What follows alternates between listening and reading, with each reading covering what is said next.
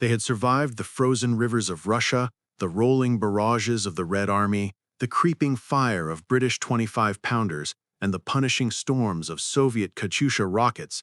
Yet when German prisoners of war were questioned in Normandy, Brittany, the Hurtgen Forest, and the Ardennes, their answers were startlingly consistent. The weapon they feared most on the Western Front was not the Sherman tank, not the P-47 Thunderbolt, not the bazooka or flamethrower. It was the one weapon few American infantrymen ever saw up close, the one that lived miles behind the front lines: U.S. Army Field Artillery, a machine of coordination and mathematics and invisible destruction whose efficiency stunned even veteran Wehrmacht officers. And in the summer of 1944, as the hedgerows of Normandy echoed with the thunder of 105mm and 155mm guns, German soldiers began to understand that this artillery was unlike anything they had faced in the East or the Mediterranean. It struck too fast, too precisely, and too relentlessly to be compared with anything else in the war. This fear was not born from a single moment, but from countless encounters where German units found themselves pinned, shattered, or erased by American fire before they could even react. What they did not realize at first was that behind every American artillery strike, behind every perfectly timed salvo that landed as if the shells had been waiting overhead, was a system, a structure of communication and computation known as the Fire Direction Center, the beating brain of American firepower. To the Germans in the field, the effect felt supernatural. Shells rained down within minutes of first contact. When they shifted positions, the artillery followed. When they massed for counterattack, barrages materialized seemingly from thin air. A lieutenant of the 2nd SS Panzer Division captured near Saint-Lô said with disbelief, "Your guns arrive too fast. It is as if you see us before we move." What he did not realize at first was that behind every American artillery strike, behind every perfectly timed salvo that landed as if the shells had been waiting overhead, was a system, a structure of communication and computation known as the Fire Direction Center, the beating brain of American firepower. To the Germans in the field, the effect felt supernatural. Shells rained down within minutes of first contact. When they shifted positions, the artillery followed. When they massed for counterattack, barrages materialized seemingly from thin air. A lieutenant of the 2nd SS Panzer Division captured near Saint-Lô said with disbelief, "Your guns arrive too fast. It is as if you see us before we move." What he did not know was that in many cases the Americans did see them before they moved, because floating silently above the hedgerows was the L-4 Grasshopper, a slow, unarmored observation plane that hovered over the battlefield like a watchful spirit. German soldiers quickly learned that the appearance of a spotter plane, barely audible and drifting at treetop level, meant death. "Der kleine Flieger," they whispered, "the little flyer." When the L-4 circled, artillery followed within 5 minutes, sometimes 3, sometimes faster. In the opening of the Normandy breakouts, these tiny aircraft, flown by artillery officers, not fighter pilots, corrected fire with a precision Wehrmacht forward observers could not match. They turned every American battalion's guns into a scalpel that cut through hedgerow defenses one orchard at a time. But what truly broke German morale was the speed. No German artillery regiment could match the American reaction time because no other army had a centralized fire control system capable of turning dozens of guns into one synchronized weapon. When a U.S. infantry platoon needed fire, they called their artillery liaison. When that call reached the FDC, 8, 12, or 24 guns could be assigned instantly, each receiving exact site settings calculated by slide rule, map grid, met data, and predicted trajectory. The Germans had no equivalent. Their system was decentralized, dependent on individual battery officers. American artillery was industrialized, standardized, mechanized, and, crucially, wired into a communications network the Wehrmacht could not disrupt. One German captain captured after the battles near Mortain confessed that the single reason their counterattack collapsed was the volume and accuracy of American artillery. We had tanks, we had courage, we had surprise, but within minutes, your guns took all three from us. American infantrymen knew it too. They called their artillery the 4-minute killers. The Germans gave it harsher names: the steel rain, the ghost guns, the weapon that answered before we shot. Nowhere was this terror more vivid than in the hedgerow battles before Saint-Lô. German companies dug into sunken lanes, believed they were safe, until the L4 spotted them and the FDC calculated a time-on-target strike that landed every shell at the same second. Survivors described the ground lifting beneath them, air turning solid with steel, and the realization that the Americans could turn any field, any copse of trees, any farmstead into a killing zone with only a short radio message. Yet the fear reached its peak later, after the Americans introduced a technological marvel the Germans had never seen: a shell that exploded without hitting the ground, a shell that sensed its target through radio waves, the proximity fuse. The Wehrmacht had no defense against it. German soldiers had learned to survive conventional artillery by finding cover: trees, dugouts, folds in the terrain. But proximity fuse shells ignored cover. They burst in the air, at the exact height to shred infantry with optimized fragmentation. There was no hiding from it, wrote one member of the 26th Volksgrenadier Division after the Ardennes. The air itself killed us. And so by the time the fighting moved toward the Siegfried Line, a grim realization had spread through German ranks. This was not an ordinary artillery arm. It was a system, an engine of calculation, observation, and massed fire that erased assaults, crushed counterattacks, and broke the will of even veteran formations. They had faced Soviet waves, British barrages, and Allied air power, but nothing matched the cold precision and terrifying speed of American artillery. In the minds of German soldiers, the Western Front had a singular king of death, and it did not crawl on tracks or roar from above. It sat quietly behind the lines, waited for coordinates, and spoke only in thunder.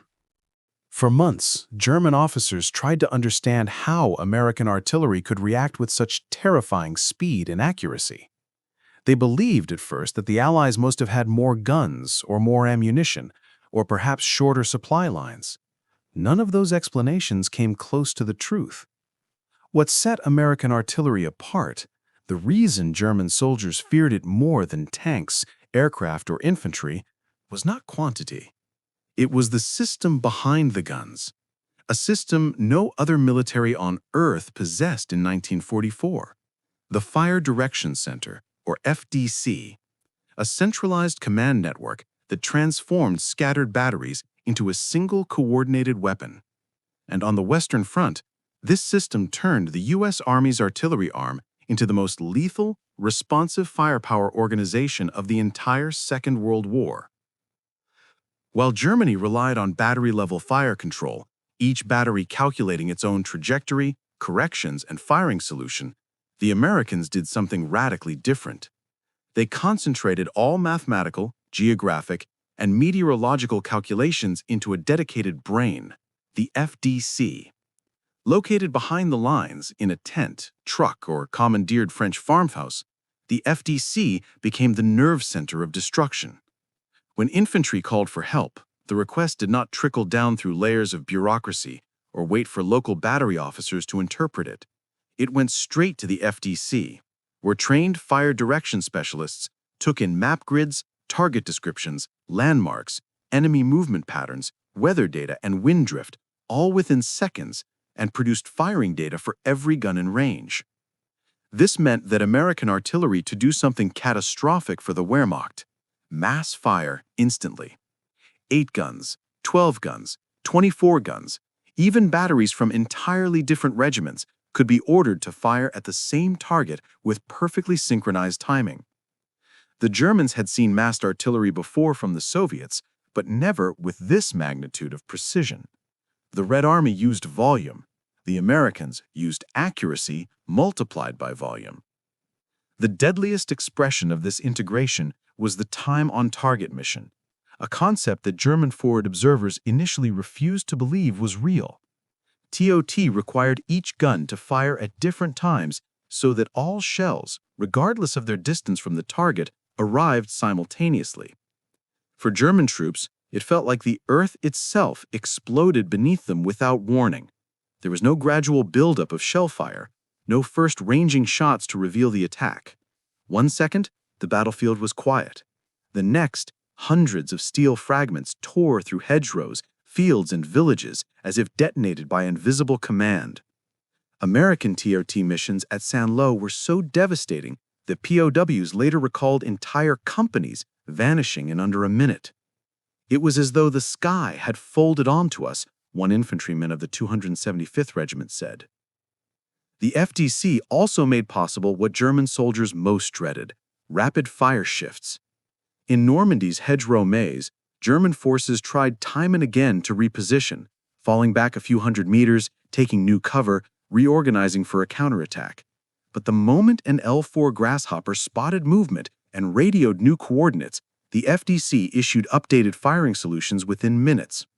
American batteries did not need to re-register targets or recalibrate from scratch. Their mathematical groundwork was already done. The shift from one fire zone to another could be as fast as shifting gears in a vehicle. This speed crushed German attempts to maneuver.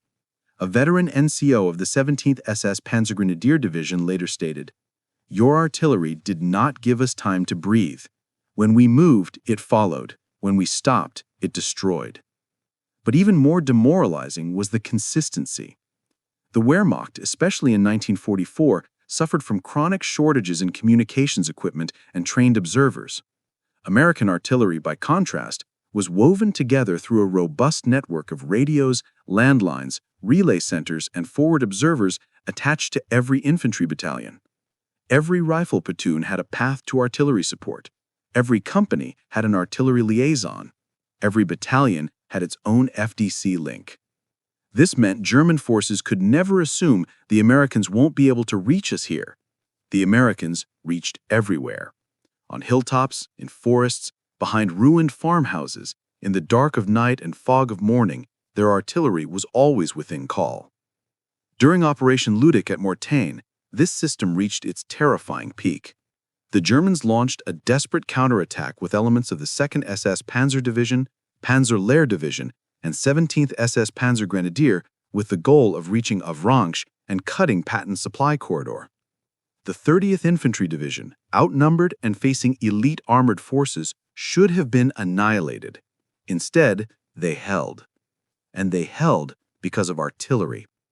For 24 straight hours, the FDC coordinated fire from 105mm and 155mm batteries belonging to multiple divisions.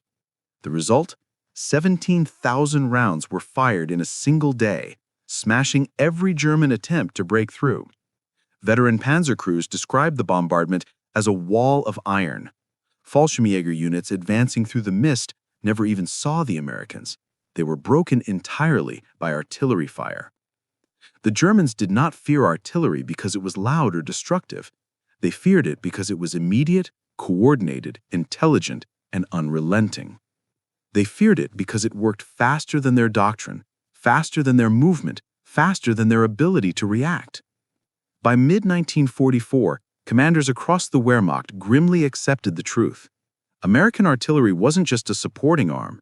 It was the backbone of the U.S. Army, the silent king of the battlefield, the weapon that dictated when and how German forces could move, and punished them mercilessly when they guessed wrong. No tank, aircraft, or infantry attack scared them as much as the knowledge that at any moment, an unseen observer could whisper coordinates into a radio and summon a storm of steel that no soldier could outrun. Before Normandy, German commanders believed, deeply, confidently, that their panzer formations could smash through anything the Americans put in front of them. They'd done it in France in 1940, in the Balkans, in the first months of Barbarossa. But in August 1944, in a quiet corner of northern France, near a town few Americans had heard of, Mortagne, that belief died under a storm of American artillery. The battle was supposed to be a German triumph. Hitler himself ordered it, demanding that the elite 2nd SS Panzer Division, the 116th Panzer Division, and remnants of Panzer Lehr punch through thin American lines, reach Avranches, and split the Allied armies in two. The plan depended on speed, surprise, and the traditional German edge in armored warfare. It never had a chance, not because the Americans outnumbered them, and not because the U.S. had more tanks, but because American artillery turned every German movement into a death sentence. It began on the morning of August 7, 1944. Fog blanketed the hills around Mortain, masking the German advance as Panthers and Panzer Grenadiers surged forward. The initial shock hit scattered outposts of the U.S. 30th Infantry Division, men who were awake not because they expected a German offensive, but because nothing slept easily in Normandy. When German armor erupted from the fog, the American riflemen did exactly what their doctrine demanded. They called for artillery.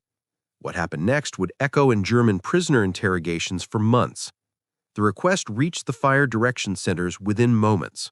Observers, both on the ground and in L-4 grasshoppers flying above the fog bank, relayed target grids. And then the sky opened.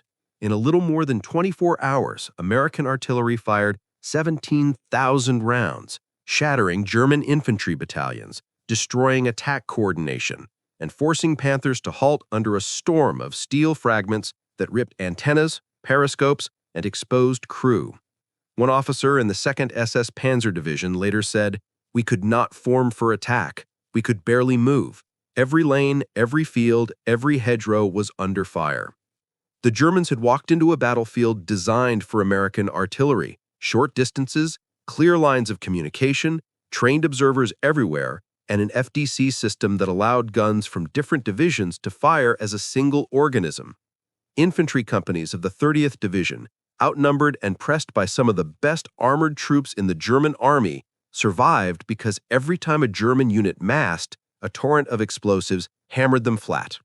The artillery was so devastating that the 1st SS Battalion advancing near Hill 314 radioed back that they were taking casualties without ever seeing the Americans who were killing them. If Mortain broke the German belief that their armor could overwhelm American infantry, then Saint-Lô broke their belief that any fortified position was safe from U.S. firepower. Before Operation Cobra, German troops entrenched in the hedgerows believed they could hold indefinitely. Their defenses were strong, their machine guns well-sighted, and their Panzerfaust teams hidden. But they had not anticipated what American artillery, massive, precise, and controlled by air observers, could do to fixed positions. Beginning on July 19th and intensifying over the next week, American 105mm and 155mm batteries unleashed coordinated barrages to break German strongpoints one by one. L-4 grasshoppers orbited overhead, flying slow circles that German soldiers learned to dread. As soon as American infantry encountered resistance, they pulled back, called artillery, and waited. The FDC calculated corrections, and within minutes, the hedgerow bunker, MG-42 nest, or concealed mortar pit, was obliterated.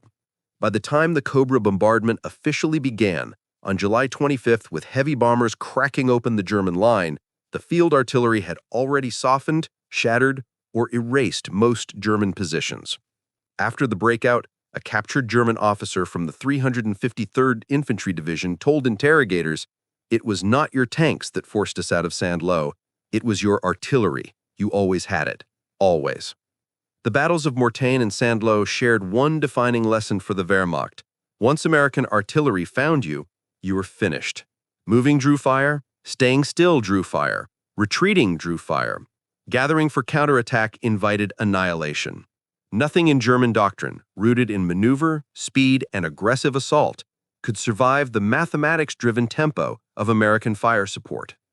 But the true shock came when the Germans realized that Normandy was not a unique situation.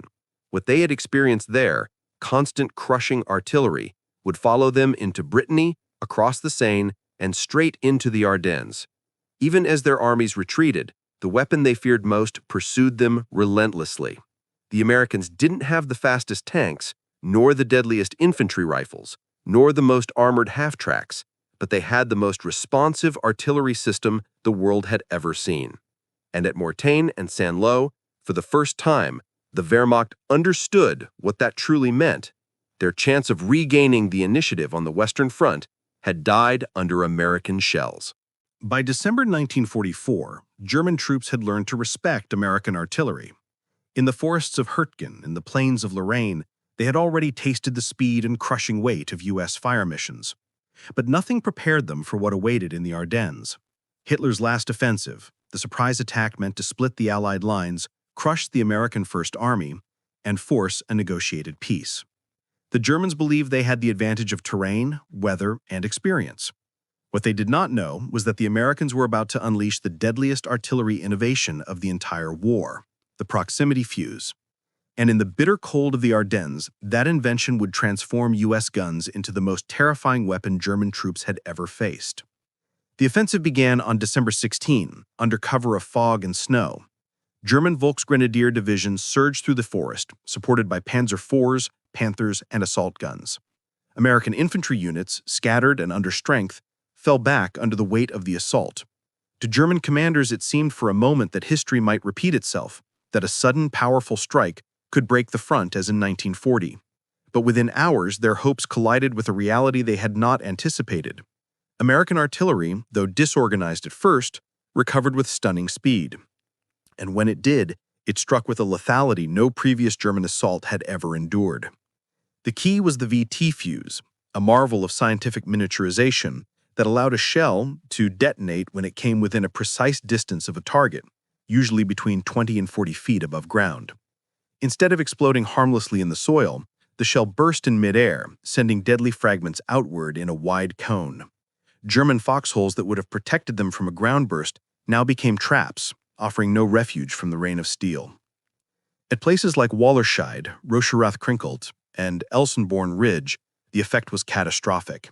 A soldier of the 12th Volksgrenadier Division, one of the units spearheading the assault, later stated in interrogation, "It was as if the air itself shattered." Another POW described the experience. "We hid from tanks, we hid from aircraft, but we could not hide from this." On Elsenborn Ridge, where American forces formed one of the few stable defensive lines in the northern sector of the Bulge, artillery became the immovable wall that stopped repeated German assaults. The U.S. V-Corps artillery fired so many missions that the Germans assumed there must be multiple divisions present. In reality, it was the same FDC-driven system that had dominated Normandy: centralized control, fast communications, and massed fires.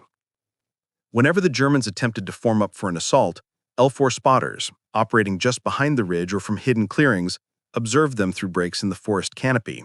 The moment a formation was detected, even a small group of infantry, coordinates were sent to the FDC. The proximity-fused shells shattered German units before they could advance 100 meters. The most shocking episodes occurred when German troops attempted to infiltrate under cover of night. They believed darkness would protect them. They were wrong.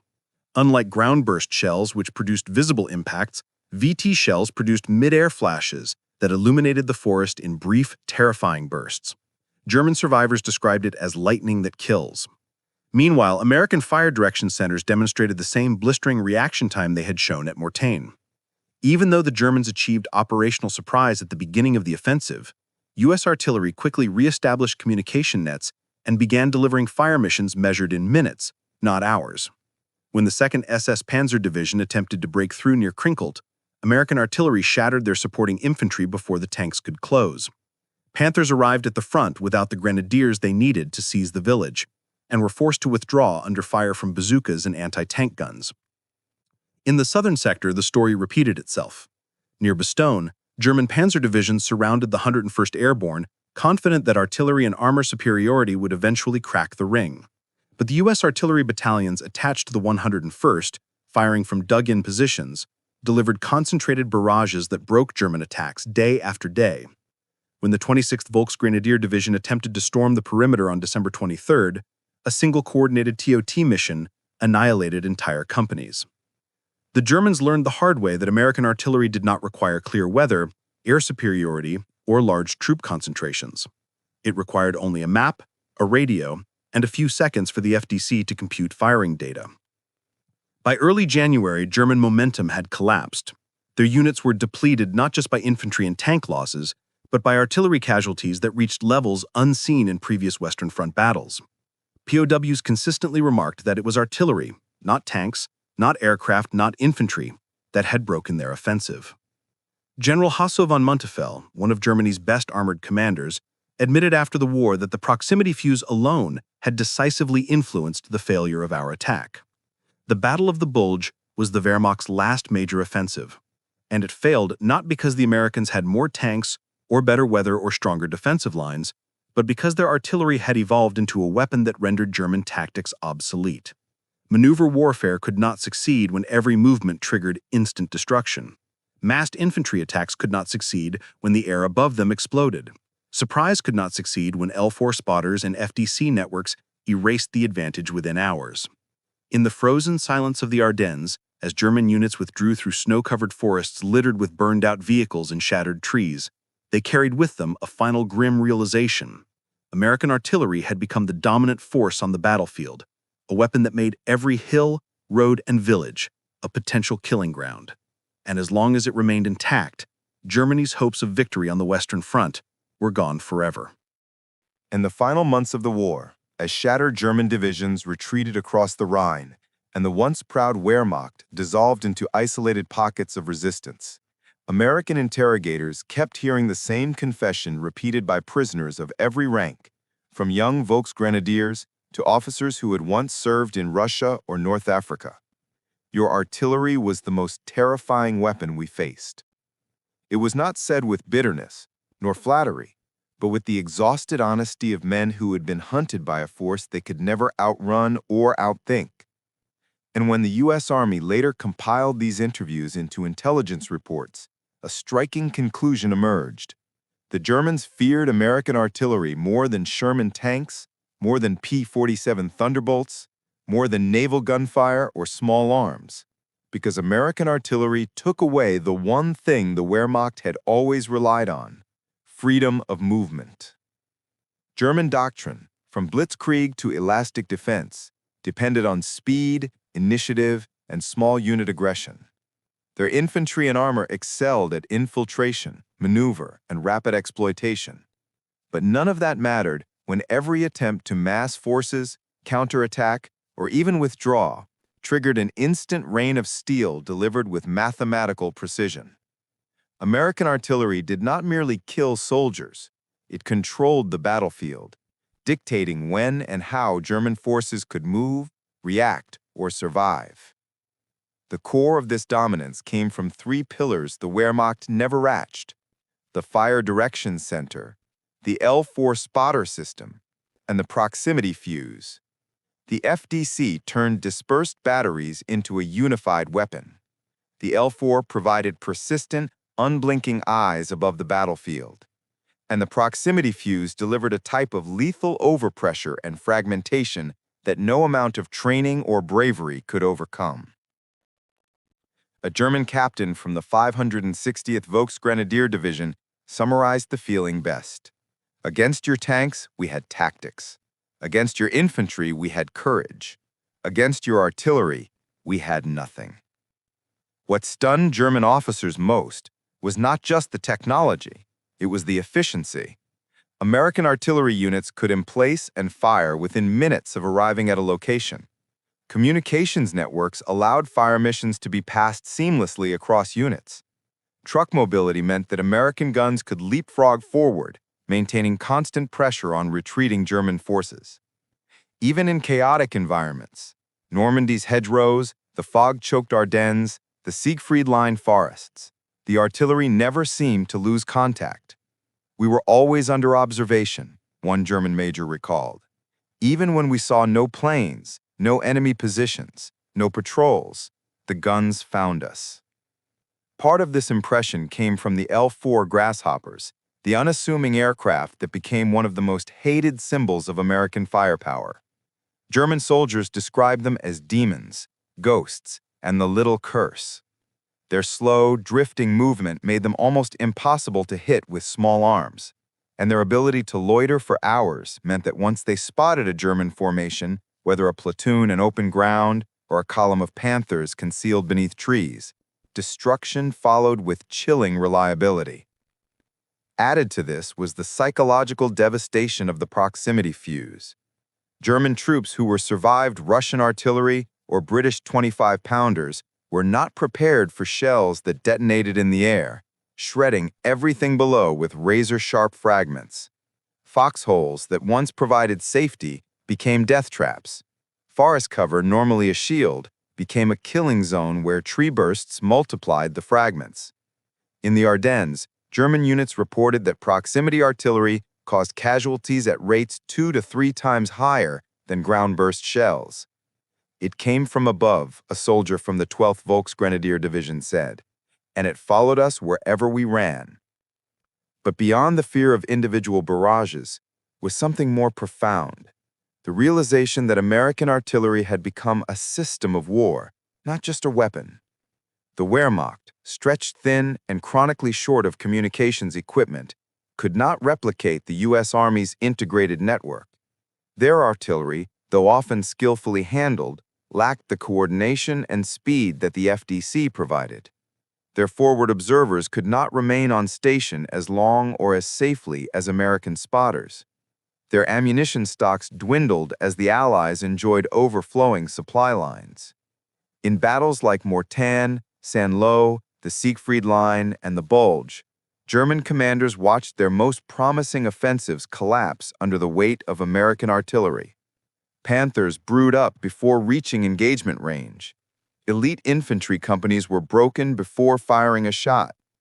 Carefully prepared defenses were erased in minutes. When the war ended, analyst groups comparing casualty data discovered that over 60% of German losses on the Western Front were caused by American artillery. A stunning statistic that validated everything German POWs had said. Yet the ultimate legacy of American artillery did not lie in its kill count, but in its transformation of warfare. The principles developed in 1944, rapid fire control, centralized coordination, time on target missions, aerial observers, and adaptive fire planning, became the foundation of post-war artillery doctrine around the world. It was the first glimpse of what modern firepower would become, a merging of sensors, communications, and precision lethality. As for the German soldiers who faced it, their verdict was unanimous. An Obergefreiter from the 352nd Infantry Division put it in the simplest, clearest terms. Your artillery decided every battle. Before your tanks came, before your infantry came, the artillery had already won. And so the story ends not with a single explosion or a dramatic charge, but with a quiet truth repeated across dozens of interrogation rooms in the spring of 1945. The most feared American weapon on the Western Front did not roar like a tank or scream like a dive bomber. It whispered in radios, calculated in tents, circled overhead on fragile wings, and then reshaped the battlefield with thunder.